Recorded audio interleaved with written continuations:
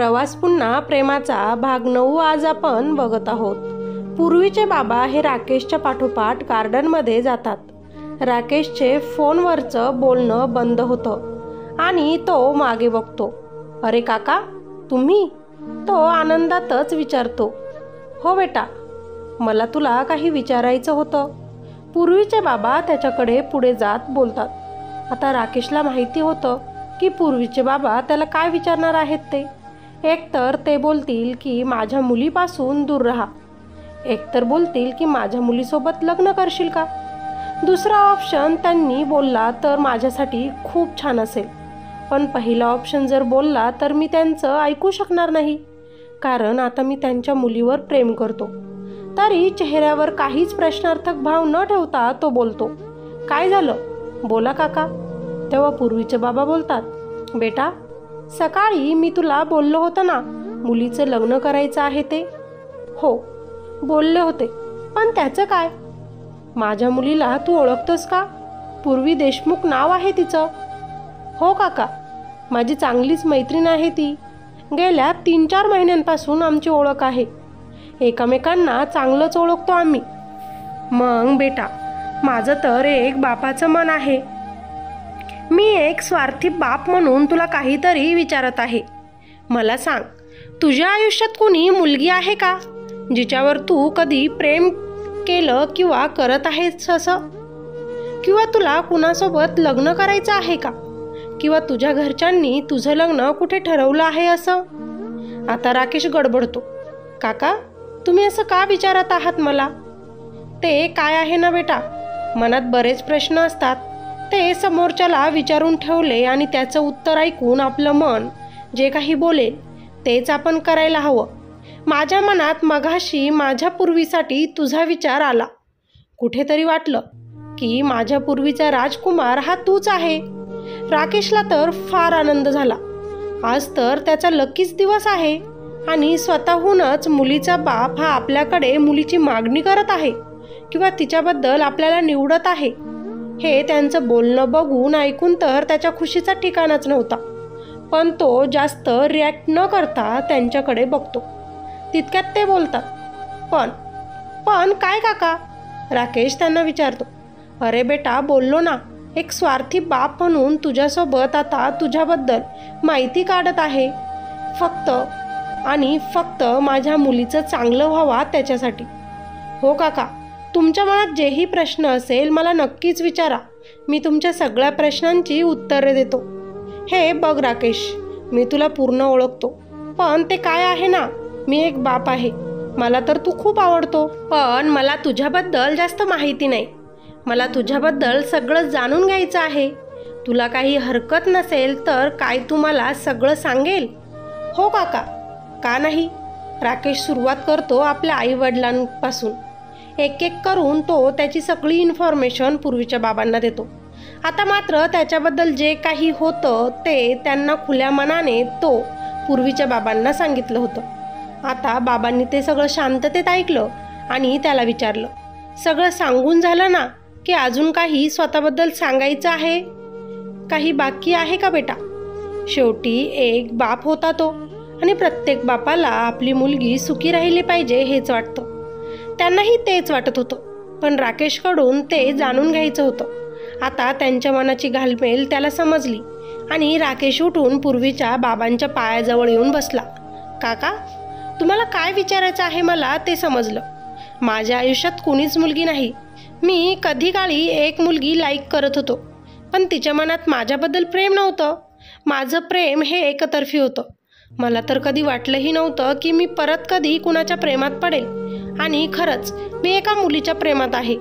आता मात्र पूर्वीचे बाबा जरा सावरूनच बसले। त्यांना धडधडायला लागलं, म्हणजे राकेश कुणावर तरी प्रेम करतो, म्हणजे आता मला दुसरं कुणाला तरी शोधावं लागेल माझ्या पूर्वीसाठी। ते मनातच विचार करतच होते की राकेश बोलतो, तुम्हाला माहिती आहे का काका, या अगोदर तेव्हाही मी एकतर्फीच प्रेम केलं होतं, आणि आजही मी एकतर्फीच त्या मुलीवर प्रेम करतो, आणि ती मुलगी दुसरी तिसरी कोणी नसून तुमची पूर्वीच आहे। पण तुमच्या मुलीला माझ्यात जास्त काही इंटरेस्ट दिसत नाही। ती मला तिचा मित्र मानते, पण माझ्यावर प्रेम करू शकत नाही असं तिचं म्हणणं आहे. पण तरीही मला तुमच्या मुलीसोबत लग्न करायचं आहे. काय तुम्ही मला तुमची मुलगी बायको म्हणून द्याल का? तुम्ही मला नेहमीच बेटा बेटा म्हणतात. मला तुमचा मुलगा म्हणून स्वीकाराल का? तुमच्या घराचा जावई मी बनू शकतो का? पूर्वीच्या बाबांना त्याच्या प्रश्नांनी फार आनंद झाला. त्यांच्या डोळ्यामध्ये आनंदाश्रू आले. ते जे काही शोधत होते ते त्यांना फायनली मिळालं आणि देवाने त्यांची प्रार्थना ऐकली आणि त्यांच्या पूर्वीसाठी एक गिफ्ट म्हणून राकेशला पाठवलं. म्हणून ते देवाला धन्यवाद करू लागले. बोला ना काका, काय तुम्ही मला तुमच्या मुलीसाठी निवडू शकतात का? मी तुम्हाला प्रॉमिस करतो की मी तुमच्या मुलीच्या डोळ्यात कधीही अश्रू येऊ देणार नाही. ती जरी माझ्यावर प्रेम करत नसली तरीही मी तिला खूप सारं जीव लावेल. मी तिचा जो आदर सन्मान करेल, तिची जी काळजी घेईन, मला माहिती आहे एक ना एक दिवस ती माझ्यावर प्रेम नक्कीच करेल. मी तुम्हाला प्रॉमिस करतो की तुमच्या मुलीला जे हवं आहे ते सगळंही मी तिला आणून देईल. लोक म्हणतात ना, चांद तारे तुझ्यासाठी आणेल म्हणून, पण ही रियालिटी थोडीच असते काका. कोणीही चांद ताऱ्यांपर्यंत पोहोचू शकत नाही ना. पण हो, त्या चांद ताऱ्यांच्या दुनियेमध्ये मी तुमच्या मुलीला म्हणजेच पूर्वीला नक्कीच घेऊन जाईल. ती ज्या गोष्टींपासून विभक्त राहिली आहे त्या गोष्टी मी तिला सगळ्या काही देईन. तुम्ही याचीही काळजी करू नका की मला तिचा पास्ट समजल्यावर मी तिचा राग करेल किंवा तिला घरातून बाहेर काढून देईन किंवा तिच्यासोबत तलाक करून घेईल. अजिबात नाही असं होणार. कारण काका, मला तिच्याबद्दल सगळं काही आधीच माहिती आहे आणि तरीसुद्धा मी तिच्यावर प्रेम करतो. मी तिच्या पहिल्या प्रेमासकट तिला माझं म्हणून स्वीकारू इच्छितो. आता मात्र त्या काकांना काय बोलावं तेच कळेना. डोक्यावरील सगळं काही त्यांचं ओझं कमी झालं होतं. मुलीबद्दल चिंता त्यांची दूर झाली होती. त्यांनी राकेशच्या डोक्यावर हात फिरवला आणि तूच माझा जावई होणार. माझी मुलगी ही तुझीच बायको होणार. मी तुमचं दोघांचं लग्न लावून देणार. माझ्या मुलीचं कन्यादान हे मी माझ्या हातांनी तुझ्यासोबत करणार. मला माहिती आहे तू खूप चांगला मुलगा आहे आणि आता तर मला हेही माहिती आहे की तू माझ्या मुलीला कधीही धोकाच देणार नाही. या मुलीला जे प्रेम पाहिजे आहे ते सगळं काही तुझ्याकडून मिळेल याची मला खात्री पटली. तुझ्या डोळ्यात तिच्याबद्दल प्रेम मी बघितलं आहे. आजपासूनच मी तुला माझा मुलगा समजत आहे. त्यामुळे तयारीला लाग. लग्नापर्यंत जर माझी मुलगी तू पटवली तर तुमचं लव्ह मॅरेज होणार. पण माझ्या मुलीला तू पटवू शकला नाहीस की तुझ्या प्रेमातच पडली नाही तर तुमचं अरेंज मॅरेज हे मी स्वतः लावून देणार. त्यांच्या चेहऱ्यावर फार खुशी होती. आपल्याला सगळं काही मिळालं म्हणून ते देवाला धन्यवाद व्यक्त करत होते. राकेशला आनंदाने जोरातच त्यांना मिठी मारली. काका, सगळे प्रयत्न करून झालेले आहेत, पण अजून 2-3 दिवस हातात आहेत. मनापासून प्रयत्न करेल आणि तिला माझ्या प्रेमात पाडायला भाग पाडेल. बळजबरी काही गोष्टी घडत नसतात काका, म्हणून स्वतःहून ती माझ्याकडे चालत येईल. तुम्हीच बघा. माझं प्रेम खरं आहे. माझ्या प्रेमामध्ये कुठलाही स्वार्थ नाही. माझ्याहीबद्दल मी तिला सगळं खरं सांगितलेलं आहे आणि तिच्याहीबद्दल मला सगळं काही माहिती आहे. त्यामुळे आमच्या दोघांच्याही मनामध्ये अगोदरच कुणीतरी दुःख देऊन गेलेलं आहे. पण दोघेही तुटलेले मन जेव्हा परत एकमेकांच्या प्रेमात पडतील तेव्हा ते कसं प्रेम करू शकतात हे तुम्हाला सांगायची तरी काहीही गरज नाही काका. तुम्ही आता निश्चित व्हा. तुमच्या मुलीची जिम्मेदारी मीच घेणार. देवाने तर आधीच सगळं काही दिलेलं आहे, पण इतकं छान प्रेम आणि लाईफ पार्टनर देवाने माझ्यासाठी गिफ्ट म्हणून पाठवलं. यातच मी माझ्या देवाचा आभारी आहे. आजपासून मला माझ्या आई वडीलच नाही तर तुम्ही सुद्धा माझे आई वडील आहात. दोघंही एकमेकांना आता मिठी मारतात. बेटा, तू माझ्या डोक्यावरील एक जबाबदारी काढून घेतली. मला माझ्या मुलीची खूप काळजी लागून होती. आता मात्र 90% माझे प्रश्न सगळेही सॉल्व झालेत. 10% काय चिंता आहे काका अजून? तो विचारतो. अरे बेटा, 10% तेव्हाच दूर होतील जेव्हा तिचा हात तुझ्या हातात देईल. तुमचं दोघांचं लग्न होईल. मग मी फ्री झालो माझ्या जबाबदारीपासून. ते हसतच त्याला म्हणतात. राकेश म्हणतो, त्याची काळजी तुम्ही करू नका, आजच कामाला लागलेला आहे मी. एवढ्या 2 दिवसात नक्कीच तिच्या मनात माझ्याबद्दल जागा निर्माण करेल. आता दोघंही हसतात. पूर्वीचे बाबा त्याला म्हणतात, असं नाही की माझी मुलगी माझ्यावर ओझं आहे किंवा ती माझी जबाबदारी आहे. खरं तर तीच आत्तापर्यंत आमचं सगळं काही करत आली आहे. तिनं आमच्यासाठी तिचं आयुष्य पणाला लावलेलं आहे. आमच्यासाठी तिला लग्नही करायची इच्छा नाही. ती तसंच आमच्यासोबत राहायलाही तयार आहे. पण एका बापाचं आणि आईचं मन आहे की आपल्या मुलीनं सुखी राहावं, तिलाही कोणीतरी प्रेम करणारा नवरा मिळावा आणि तिच्याही इच्छा आकांक्षा कुणीतरी पूर्ण कराव्या, ज्या आज मी तुझ्यात बघितल्या. आणि मी माझ्या मुलीचा राजकुमार तुला निवडलं. खरं तर मी मगाशीच तुम्हाला दोघांना जेवताना बघितलं तेव्हा मला वाटलं की माझी शोधाशोध ही आता पूर्ण झाली. खरं तर काका, मलाही टेन्शनच आलं होतं की तुम्ही मला पसंत करता की नाही. तो बोलतो, मला वाटलं होतं तुम्ही एका मुलीचा बाप आहात, म्हणून तुमच्या मुलीला कोणीतरी त्रास देत आहे बघून तुम्ही मला नक्कीच वॉर्निंग द्या की माझ्या मुलीपासून तू दूर राहा. जरा भीतीच होती मला, पण बघा आता मी तर पूर्ण टेन्शन फ्रीच आहे. माझा सगळा फोकस आता मी तुमच्या मुलीवर देऊ शकतो. हो हो बेटा, ती जरा जिद्दी आहे. एखादी गोष्ट नाही म्हटली की तिचं नाहीच असतं. पण मला खात्री आहे तू तिच्या मनामध्ये जागा निर्माण करणार आणि लवकरच आपण तुमचं दोघांचंही लग्न लावून देणार. आता दोघंही बोलत बोलत आतमध्ये येतात. संगीत सेरेमनी आता सुरूच होणार होती. सगळे आता मस्त 2 ग्रुप करून बसले होते. एका बाजूला मुलाकडची फॅमिली आणि दुसऱ्या बाजूला मुलीकडची फॅमिली. अनन्या आणि रुद्र हे नवरा नवरी होते म्हणून शेजारीच बसणार. नीलनं माईक हातात घेतला. त्याच्यासोबत विद्या होती. दोघंही हा प्रोग्राम होस्ट करणार होते.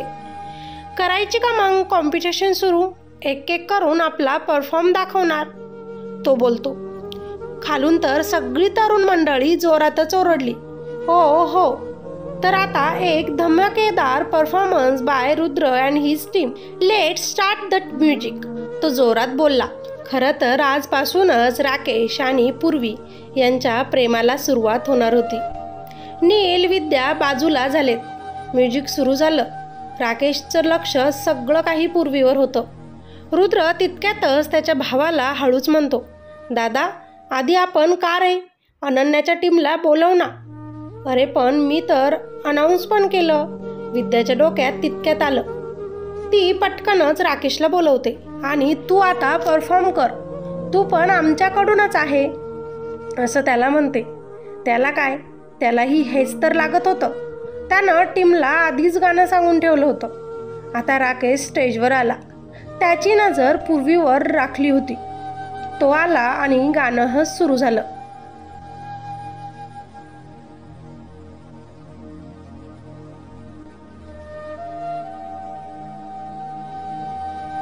गाणं सुरू असतं. राकेश रुद्रचा हात पकडून डान्स सुरू करतो. तोच नीलविद्या सुद्धा स्टेजवर येतात. ते पण दोघंही आता डान्स करत असतात. गाणं लगेचच परत चेंज होतं.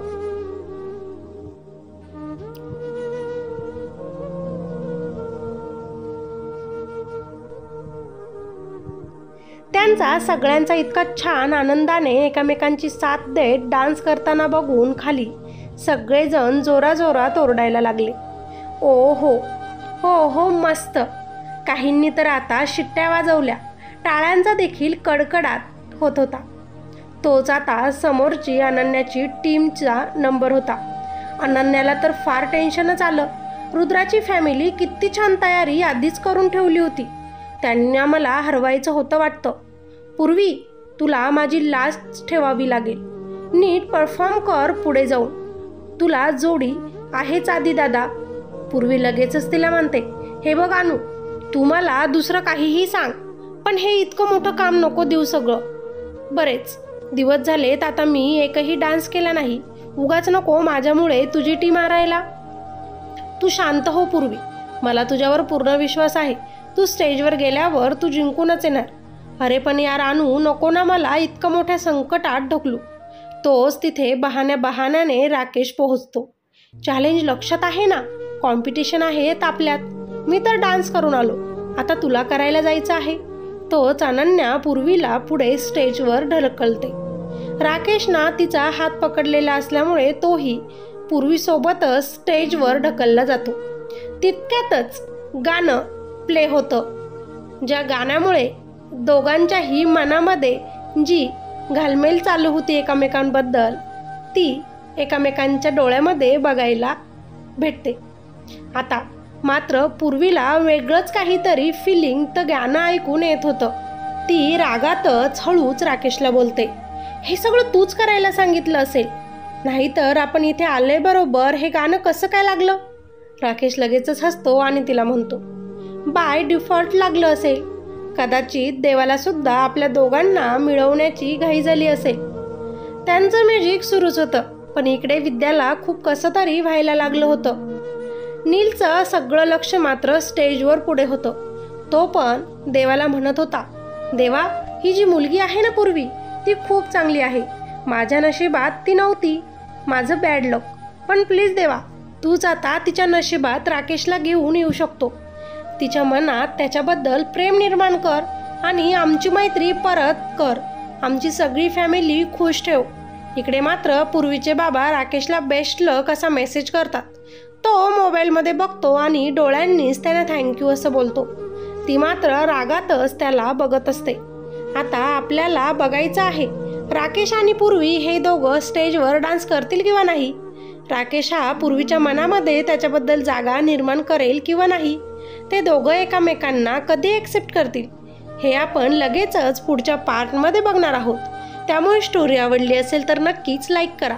चॅनलवर नवीन असाल तर सबस्क्राईब करायला विसरू नका. आणि हो, कॉमेंट करून आपल्या प्रतिक्रिया नक्कीच कळवा. आणि मी खूप लेट पार्ट टाकत होते म्हणून सॉरी.